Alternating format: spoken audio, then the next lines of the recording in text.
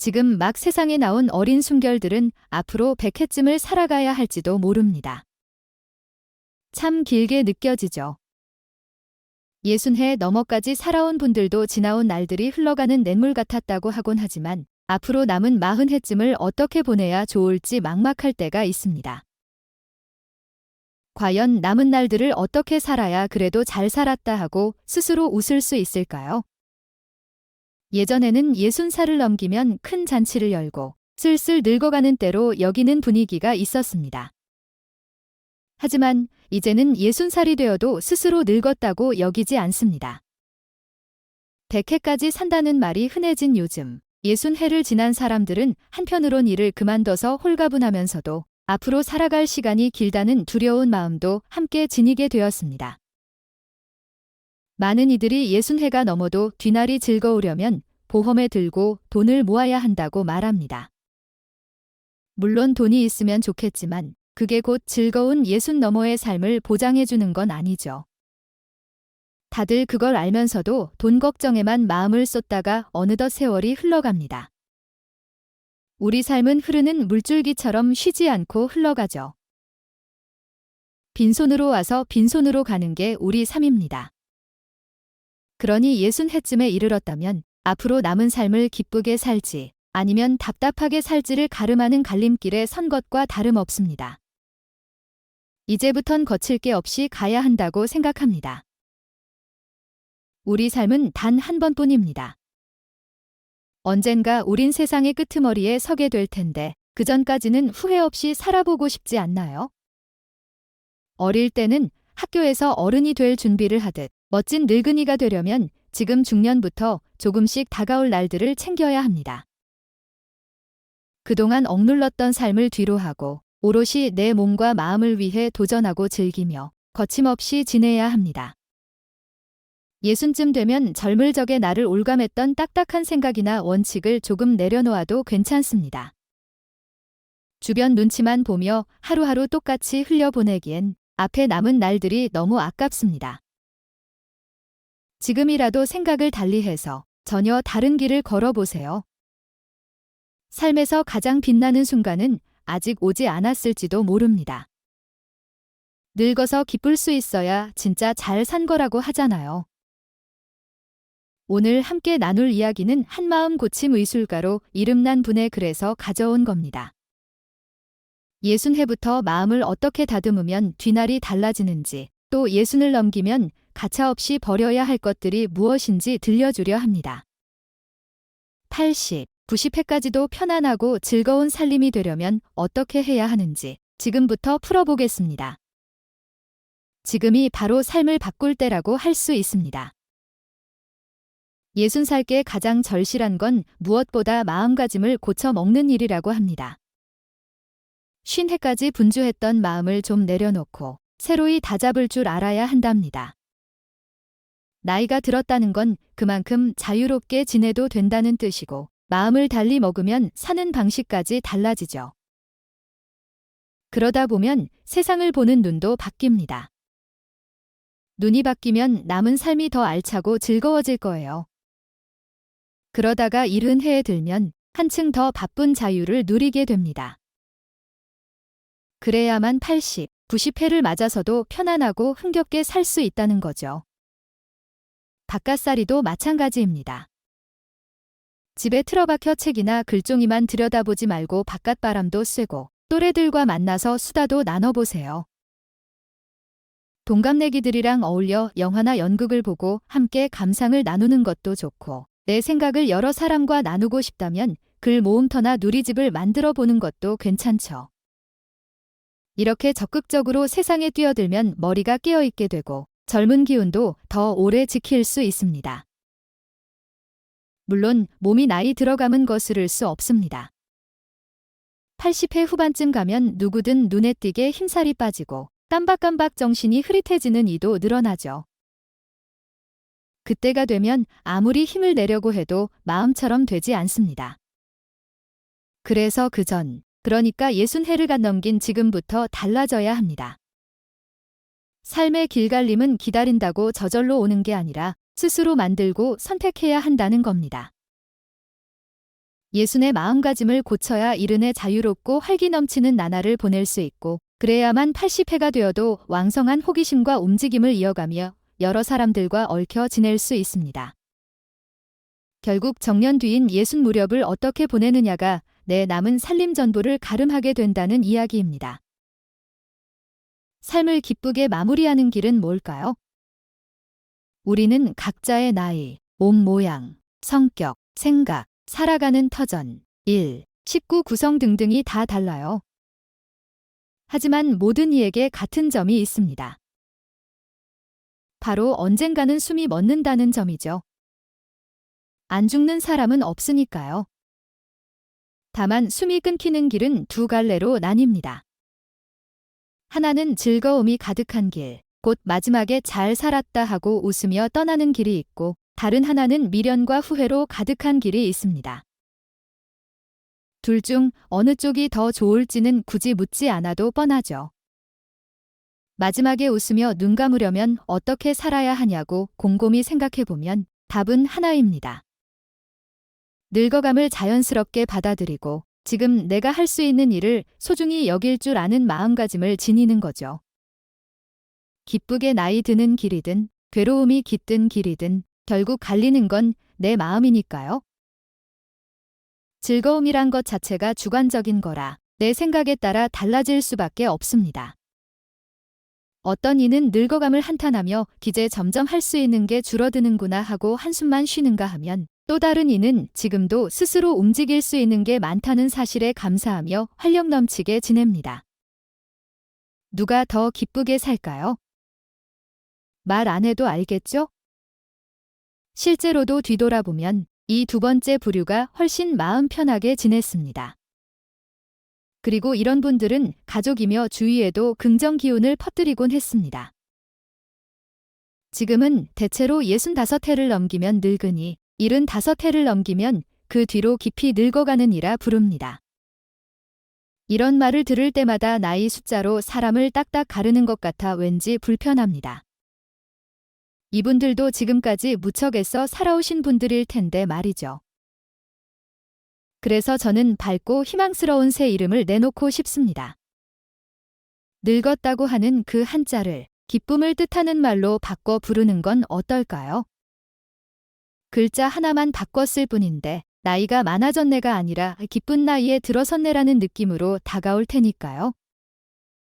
65해를 훌쩍 넘겨도 매일 즐거움 속에서 지내는 분들에게 차가운 느낌의 늙은이 대신 기쁜 늙은이라고 부르면 어떨까요? 말 한마디가 이렇게나 따뜻할 수 있습니다. 참으로 나이 많이 먹었다는 건 기쁜 때를 누린다는 뜻이 되면 좋겠습니다. 기쁜 늙은이가 되려면 60해쯤부터 본격적으로 준비해야 합니다. 마음먹음 하나가 앞으로의 살림까지 바꿉니다.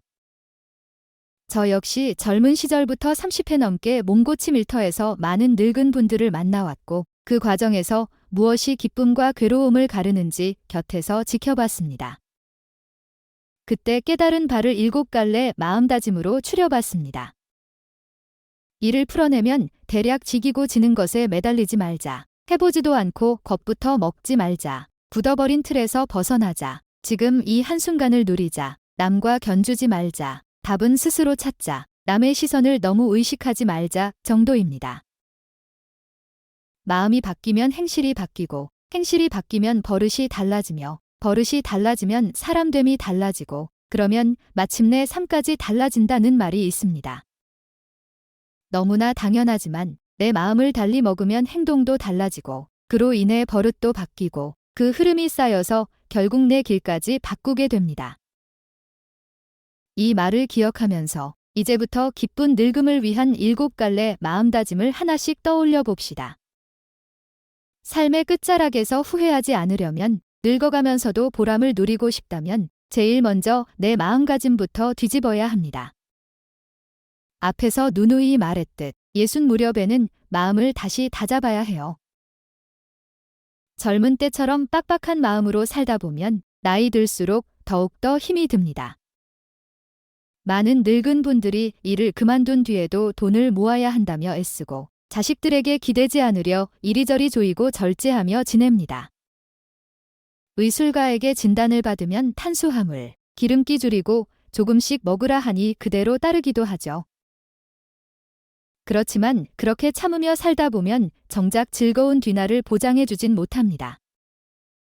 참고 견디는 건 한도 끝도 없이 괴로운 일이죠. 60 언저리에 들면 제일 먼저 돈에 대한 생각부터 다시 해야 한다고 말하고 싶습니다. 제가 몸고침 일터에서 오랫동안 지켜보니 나이 들면 몸이 어쩔 수 없이 약해진다는 걸 느꼈습니다. 하루하루 늙어가다가 어느 순간 다리에 힘이 빠져 제대로 걷지 못하게 되고 곧 누운 채로 지내기도 합니다. 또 깜빡깜빡 정신이 흐려지는 일도 생길 수 있죠. 그때가 되면 돈이 있어도 제대로 쓸 수 없구나 하는 현실을 깨닫게 됩니다. 젊어서는 집 사느라 빚을 갚고 자녀 키우느라 돈이 들고 뒷날 쓸 돈도 모아야 하니 매일 아끼고 절약하며 지냈지만 60을 넘기면 자식들도 어느 정도 자라나서 막상 모아둔 돈이 좀 있으면 이제 좀 쓰면서 살아도 됩니다. 그런데 많은 분들이 그래도 옛날 습관처럼 꽁꽁 아끼기만 합니다. 그러다 어느 날 어느 한순간 쓰러져 다시는 못 일어나거나 어리병이 찾아오면 그때부터는 여행이든 좋은 곳에서 밥 한 끼 먹는 일이든 그림의 떡이 되죠. 그리고 이제 간호원이나 요양 도움을 받아야 하는데 요양돈이나 돌봄돈은 매달 연금으로 어느 정도 막을 만하구나 라는 걸 뒤늦게 알고서는 조금 더 누리고 살 걸 하고 후회합니다. 이렇게 애써 모은 돈 쓰지도 못하고 젊음과 건강까지 사라진 뒤에야 아쉬워해봐야 소용이 없습니다. 그래서 꼭 마음을 고쳐 먹으라고 말씀드리고 싶습니다. 더 늦기 전에 지금까지의 생각을 버리고 새로 가다듬어야 해요. 돈이란 건 쓸 수 있을 때 내 마음을 넉넉하게 해주고 나를 웃게 해주는 곳에 아낌없이 쓰는 게 좋습니다. 돈은 통장에 가만히 두는 것보다 지갑에서 나와 쓰일 때 빛을 발합니다. 값진 물건을 기쁜 마음으로 사는 손님에게 상점 직원들은 더 극진히 대하기도 하지요. 집에서는 자녀나 손주에게 여유롭게 용돈을 주면 좋은 부모나 멋진 조부모 대접을 받게 됩니다. 사람이 돈만으로 평가받는 건 아니지만 분명 돈이 들어갈 때 태도가 달라지는 일도 실제로 있다는 겁니다. 결코 돈이 있어야 훌륭한 사람이라는 뜻이 아닙니다. 다만 이 세상 돌아가는 터가 돈 쓰는 이에게 좀 더 맞춰지는 흐름이 있음을 부정하기 어렵다는 얘기입니다. 그러니까 쓰임새를 잘 잡아 적절한 곳에 기꺼이 펑펑 쓸 줄 아는 사람이야말로 슬기로운 사람이라고 말할 수 있습니다. 죽을 때까지 돈만 모으고 쌓아두는 것처럼 삶을 허비하는 건 어리석습니다. 그렇게 남긴 큰돈은 정작 내가 떠난 뒤에 자녀들 갈등만 키울 수도 있습니다. 유산이 없으면 싸울 일도 없죠.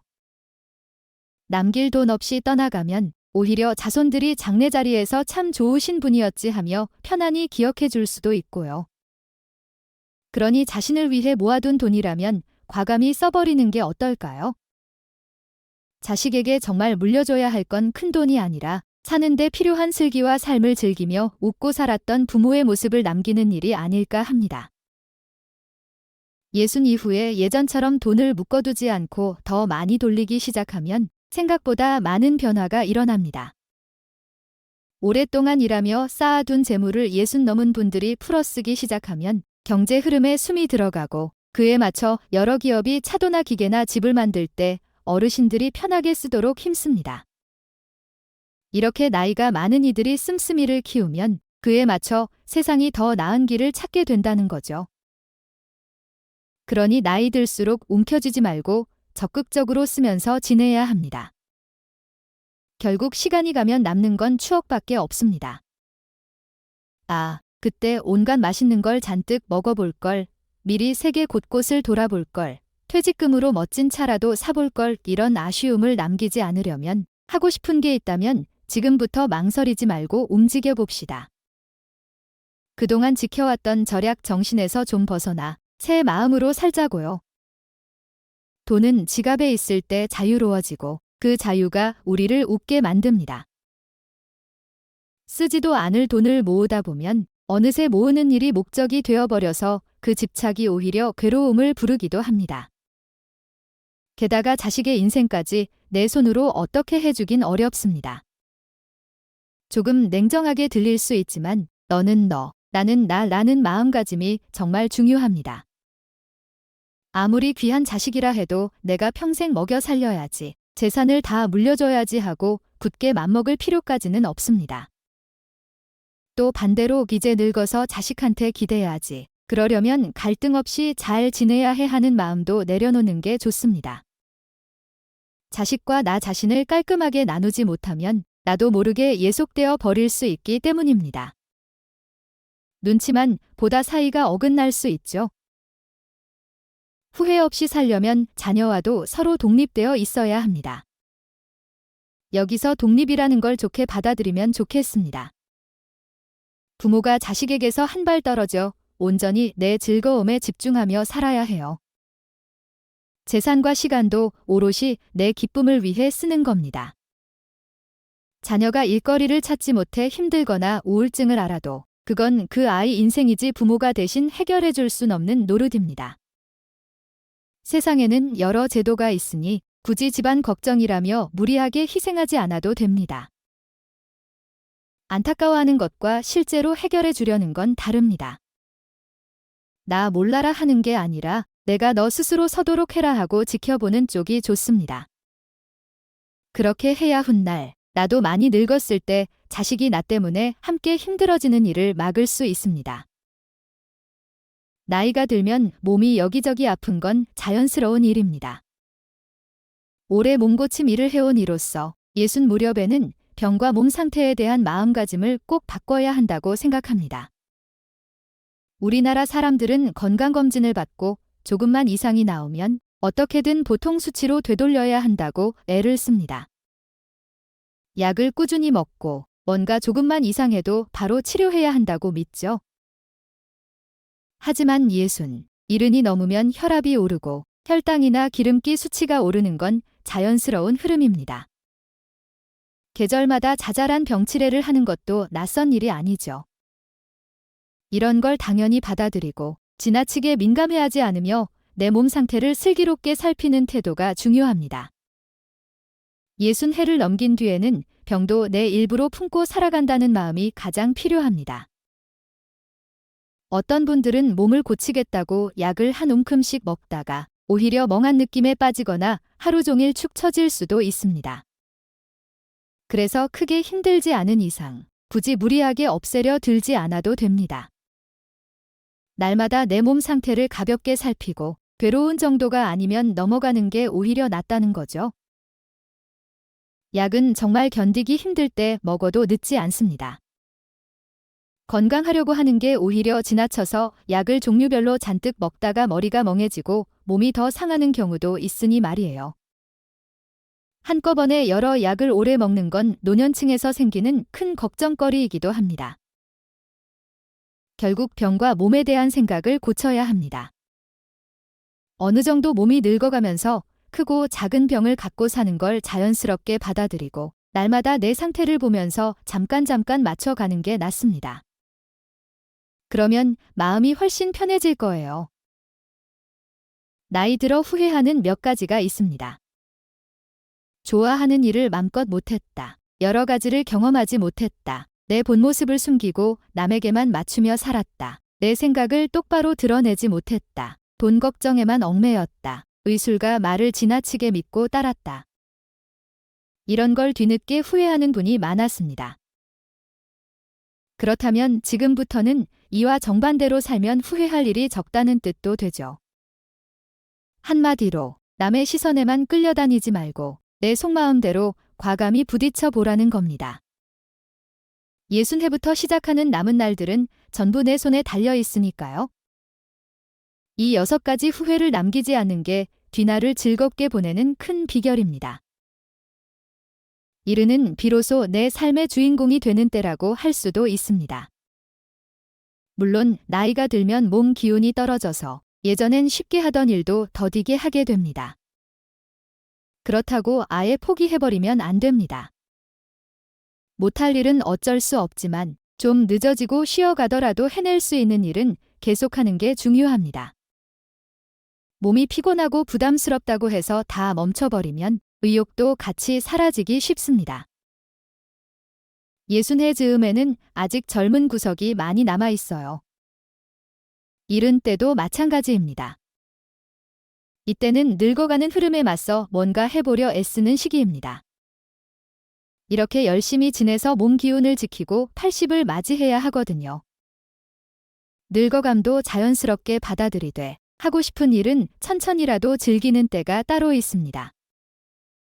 너무 일찍 몸을 사리면 80회가 되었을 때 남아있는 힘이 거의 없어서 뭔가 하고 싶은 마음마저 꺾일 수 있죠. 80이 되어도 즐거운 나날을 보내는 분들을 보면 오래도록 즐기며 몰두한 취미나 활동이 있습니다. 바깥에 나가는 일도 거부하지 않고 때론 공연이나 잔치 구경도 가고 바둑이든 글쓰기든 자신이 좋아하는 무언가를 꾸준히 해요. 그분들을 보면 하루가 순식간에 지나간다고 합니다. 느긋해 보이지만 사실 자기가 좋아하는 걸 붙들고 있기 때문에 삶이 알찹니다. 80회가 넘어서 새로운 취미를 찾는 건 쉽지 않다고 합니다. 그래서 60, 70부터 시간이 날 때마다 즐길 거리를 넓히고 다져놓는 게 참 좋습니다. 공연을 보든 그림 전시를 감상하든 바둑을 두든 시를 쓰든 무엇이든 괜찮습니다. 60쯤에 붙잡은 취미가 평생 가는 경우가 많지요. 가끔 70 넘은 어르신이 술집 한 구석에서 홀로 술잔을 기울이는 모습을 보면 저도 부러울 때가 있습니다. 주름진 얼굴과 잘 빗어 넘긴 흰 머리칼, 몸에 맞는 재킷에서 풍기는 여유가 참 멋져 보입니다. 어쩌면 늘 다니던 단골집이어서 익숙한 자리에 앉아 차분히 술을 마시는 모습이겠죠. 조금 이른 저녁에 밥집에 들러 초밥을 먹으면서 사케 한 잔 곁들이는 모습도 멋있어 보입니다. 젊을 적에는 일에 치여 버스나 기차를 타도 바깥 풍경을 볼 겨를이 없었는데 70이 넘은 분들은 느긋하게 책을 읽고 창밖을 바라보며 세월을 즐기는 모습이 보입니다. 늙어간다는 게 꼭 슬픈 일만은 아니에요. 해가 갈수록 나만의 즐길 거리를 만들어가고 나에게 맞는 멋을 찾아가는 일이기도 하니까요. 그렇게 여유롭고 품격 있게 늙어가는 분들은 누가 봐도 동경의 대상이 됩니다. 결국 남들이 말하는 이름난 성취나 영예가 아니라 참된 나 자신으로 살아가는 것. 이 깨달음에 다다른 순간, 70이야말로 내 삶의 주인공으로 우뚝 서는 때가 됩니다. 여러분도 그렇게 되길 바랍니다. 여기까지가 마음고침 의술가가 들려준 60 이후에 기쁜 삶을 결정짓는 7가지 길과 60해의 새 마음가짐이었습니다. 이 이야기를 들으면서 어떤 느낌이 드셨나요? 누구나 기쁘고 즐거운 나날을 꿈꾸지만 살다 보면 되돌릴 수 없는 일에 후회를 하기도 합니다. 실제로 숨을 거둬가는 분들을 오랜 세월 곁에서 지켜본 어느 돌보미를 하는 분이 많은 이들이 5가지를 후회한다고 하더군요.